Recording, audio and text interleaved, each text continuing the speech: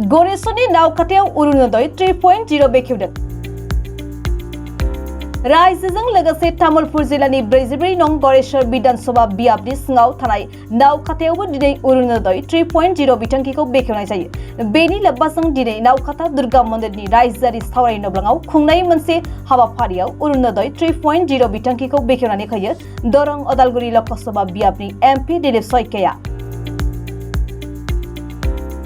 44 नं गरेश्वर विधानसभा बियाब बिथाया अरुणोदय 3.0 बेखेवनाय दिनैनि बे हाबाफारियाव बिटिसिनि मावफुं सोद्रोमा रनेन्द्र नार्जारी धर्म नारायण दास, बिटिसिनि गरेश्वर बिटिसि बियाबनि एमसिएलए पवित्र कुमार बर', गरेश्वरनि खाजना बेंखन बिबानगिरि मानस ज्योति बराजों लोगोसे नावकाटा ओनसोलनि गोबां आइजोफोरा बाहागो लायो।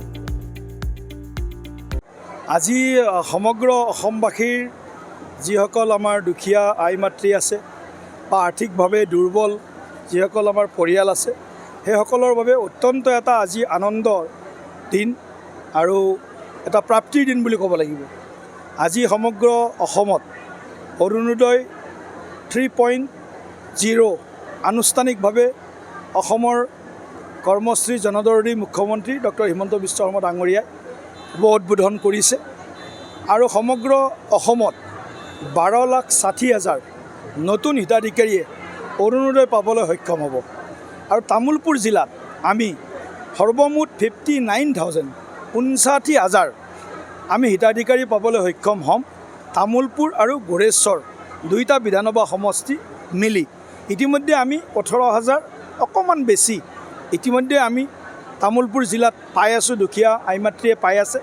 তাৰে লগত আমি আৰু প্ৰায় 42,000 নতুন আমাৰ দুখীয়া আই মাতৃক অৰুণোদয় দিবৰ কাৰণে মুখ্যমন্ত্ৰী ডাঙৰীয়াই এই এটা সুবিধা অৰুণোদয়ৰ জৰিয়তে দিছে আৰু তাৰ লগে লগে অসমত প্ৰায় 19,92,000 নতুন ৰেচন কাৰ্ড অহা 2 মাহত প্ৰদান কৰাৰ বাবেও এই অভিলাষী ধ্বজাবাহী আঁচনিখন আজি আনুষ্ঠানিকভাৱে মুখ্যমন্ত্ৰী ডাঙৰীয়াই উদ্বোধন কৰিলে। আমি ইয়াতে 98,000 পৰিয়ালে ৰেচন কাৰ্ড পাই আছিলোঁ জনসংখ্যা পৰিয়ালে। এতিয়া আমি নতুনকৈ আমি আৰু 27,000 নতুন ৰেচন কাৰ্ড পাম এই সমষ্টি দুইটাতে। গতিকে এতিয়া মই ভাবোঁ 27,000 নতুন ৰেচন কাৰ্ড পোৱাৰ পিছত ইয়াতে আৰু বোধহয় কোনো তেনেকুৱা দুখীয়া পৰিয়াল মানে ৰৈ নাযাব যিসকলে ৰেচন কাৰ্ডৰ পৰা বঞ্চিত হ'ব।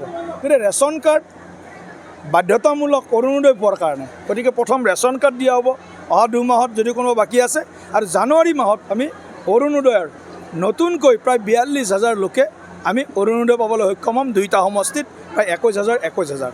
কিন্তু ইয়াত এটাই কথা যে এতিয়া পাই থকা সকলেও নতুনকৈ কিন্তু আবেদন কৰিব লাগিব, কাৰণ তেওঁলোকৰ মাজতো কোনোবাই চাকৰি পাইছে, কোনোবাই ব্যৱসায়, কোনোবাই ডাঙৰ মানে ধৰক গাড়ী লৈছে, 4চকীয়া গাড়ী লৈছে, তেওঁলোকৰ এইবিলাকৰ পৰা নাম হয়তো কৰ্তন হ'ব। তেনেকৈ আমি নতুন যিসকল আমাৰ ক্ৰাইটেৰিয়া আছে, আমাৰ বিধৱা মহিলাই হওক, দিব্যাংগই হওক, তাৰপিছত বিবাহ বিচ্ছেদিত আমাৰ কোনো ভনীয়ে হওক বা আমাৰ তেনেকুৱা ধৰণে বিয়া নোহোৱা বহুত ছোৱালী আছে, 45 বছৰ বয়স পাৰ হৈ গ'ল তেওঁলোক আছে। বহুত তেনেকুৱা পৰিয়াল আছে যি পৰিয়ালত থেলাছেমিয়াৰ পৰা আৰম্ভ কৰি কেইবাটাও এনেকুৱা ৰোগত আক্ৰান্ত হৈ আছে। বহুত এনেকুৱা আমাৰ নিসন্তান দম্পতি আছে, চোৱা চিতা কৰা মানুহ নাই, তেওঁলোকৰ বাবে বহুত এনেকুৱা আমাৰ আই মাতৃ বা ব্যক্তি আছে যিসকলে ভিক্ষা খুজি খায়, তেওঁলোকেও এই আঁচনিৰ সুবিধা লাভ কৰিব। গতিকে প্ৰতি মাহত 12,500 টকাকৈ, বছৰত 15,000 টকাৰ আৰ্থিক সকাহ মুখ্যমন্ত্ৰী ডক্টৰ হিমন্ত বিশ্ব শৰ্মা ডাঙৰীয়াই আৰু আমাৰ বিটিচিৰ প্ৰধান প্ৰমোদ বড়ো ডাঙৰীয়াৰ জৰিয়তে ইয়াত আমি বিটিচিত লাভ কৰিম। তাৰ কাৰণে আজি আই মাতৃসকলে আজি মুখ্যমন্ত্ৰী ডাঙৰীয়াক আশীৰ্বাদ দিছে, নৰেন্দ্ৰ মোদী ডাঙৰীয়াক আশীৰ্বাদ দিছে, প্ৰমোদ বড়ো ডাঙৰীয়াক আশীৰ্বাদ দিছে, আমাৰ এমচিএলএ ইএমসকলক আশীৰ্বাদ দিছে যে এনেকুৱা ধৰণৰ এখন অভিলাষী ধ্বজাবাহী আঁচনি মুখ্যমন্ত্ৰী ডাঙৰীয়াই আমাক উপহাৰ দিছে। গতিকে এনেধৰণে আমি বিটিচিখনত শান্তি আৰু উন্নয়ন আৰু সমন্বয়, শান্তি, উন্নয়ন, সমন্বয় আৰু সম অধিকাৰ, এই গোটেইখিনি কথাটো আমি পৰ্যায়ক্ৰমে আগবঢ়াই লৈ যোৱাৰ কাৰণে চেষ্টা কৰি আছোঁ। নিশ্চিতভাৱে যোৱা 3-3.5 বছৰত বিটিচিত শান্তিৰ এক সুন্দৰ পৰিৱেশ এটা সৃষ্টি হৈছে আৰু উন্নয়নৰ কাৰণে শান্তি প্ৰথম এটা মানে তাৰ হেৰি হ'ব। প্ৰয়োজন হ'ব। গতিকে শান্তি এতিয়া প্ৰায় প্ৰতিষ্ঠা, উন্নয়নৰ গতিও লাহে লাহে সেইকাৰণে আজি ত্বৰান্বিত হৈছে। গতিকে মই প্ৰধানমন্ত্ৰী নৰেন্দ্ৰ মোদী ডাঙৰীয়া, গৃহমন্ত্ৰী অমিত শ্বাহ ডাঙৰীয়া, মুখ্যমন্ত্ৰী ডক্টৰ হিমন্ত বিশ্ব শৰ্মা ডাঙৰীয়া আৰু BTC প্ৰধান প্ৰমোদ বড়ো ডাঙৰীয়াক আজিৰ এই পবিত্ৰ মঞ্চৰ পৰাই ধন্যবাদ জ্ঞাপন কৰিছোঁ যে 35 লক্ষ BTC-বাসীৰ কাৰণে তেওঁলোকে চিন্তা কৰিছে। 35 লক্ষ BTC-বাসীক শান্তি, সুৰক্ষা আৰু উন্নয়নৰ দিশত আগবঢ়াই লৈ যোৱাৰ কাৰণে তেওঁলোকে আজি আমাক বহু আঁচনিৰে লাভান্বিত কৰিছে। এইখিনিয়ে আৰু BPF আৰু BPF PPPLৰ মিত্ৰতাটো কথাটো শুনি আছোঁ। এতিয়া কথাটো হ'ল কি, ৰাজনীতি পৰিৱেশ পৰিস্থিতিবিলাক বদলি থাকে। পলিটিকেল চিনাৰিঅ'টো আজি যিটো দেখা পাইছে, হয়তো এমাহ 2 মাহ পিছত, 4 মাহ পিছত, 6 মাহ পিছত পৰিস্থিতি সলনি হৈ যাব পাৰে। গতিকে আজি যদি মই কিবা তাত ৰিয়েকশ্যন দিওঁ, সেইটো ইমেচিউৰ্ড ৰিয়েকশ্যন হ'ব। কি হ'ব কি নহ'ব, হ'ব চলি বুলবু বাপ তেহে গুচবু মনত তাপ। আমি এটা কথা কওঁ যে কি বা হয় এতিয়া, আমি এতিয়া ভাবি আছোঁ কিবা হ'ব, কিবা এটা। আপুনিতো অমুক তাৰিখে অমুক জেগাত আহি মিত্ৰতা হ'ব বুলি কৈছিল, এতিয়াতো মিত্ৰতাটো নহ'ল। তেতিয়া আপোনালোকে সেইটো প্ৰশ্ন কৰিব। যে মই ভাবোঁ যদি 35 লক্ষ BTC-বাসীৰ চিন্তা কৰি ইয়াত যদি ইউনিনিমাছলি মানে নিৰ্বাচন নোহোৱাকৈ ইয়াত যদি ৰাইজ ওলাই আহে, সকলো ৰাজনৈতিক দলে নিজৰ ৰাজনৈতিক স্বাৰ্থ বাদ দি যদি ওলাই আহে, মই ভাবোঁ সেইটোৱে বেছি ভাল। যে ইয়াত 40টা সমষ্টিত নিৰ্বাচন নোহোৱাকৈ আমি মানুহ চিলেকশ্যন কৰি দিছোঁ, নিৰ্বাচন নাই। EPPL, BPF, অন্য যিমান আছে চব একলগ হৈছে, সেইটো বেছি ভাল হ'ব।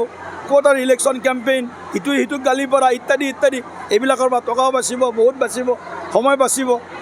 গতিকে তেনেকুৱাভাৱে মই ভাবোঁ যে এতিয়া চৰকাৰে BJP নেতৃত্বাধীন বা BTC PPPLৰ প্ৰমোদ বড়ো ডাঙৰীয়া নেতৃত্বাধীন চৰকাৰখনে শান্তি আৰু উন্নয়নৰ কাৰণে বহুত কাম কৰিছে, বহুত পদক্ষেপ লৈছে। মই ভাবোঁ এই কামক চাই ৰাইজে 25ত দাম দিবলৈ ইতিমধ্যে সিদ্ধান্ত গ্ৰহণ কৰিছে। নহয়, কালি মুখ্যমন্ত্ৰী ডাঙৰীয়াই স্পষ্টভাৱে কৈছে নহয় যে 2020তো আমাৰ মিত্ৰতা হোৱা নাছিল, 2015তো আমাৰ মিত্ৰতা হোৱা নাই। গতিকে আমি নিজে নিজৰ ভৰিত থিয় দি নিৰ্বাচন খেলাৰ কাৰণে আমি ইতিমধ্যে আগবাঢ়িছোঁ। কিন্তু মই আকৌ এবাৰ কৈছোঁ, ৰাজনৈতিক পৰিস্থিতি, পলিটিকেল চিনাৰিও নিৰ্বাচনৰ আগে পিছে কি হয়, সেই কথাটো কিন্তু লক্ষণীয় হ'ব।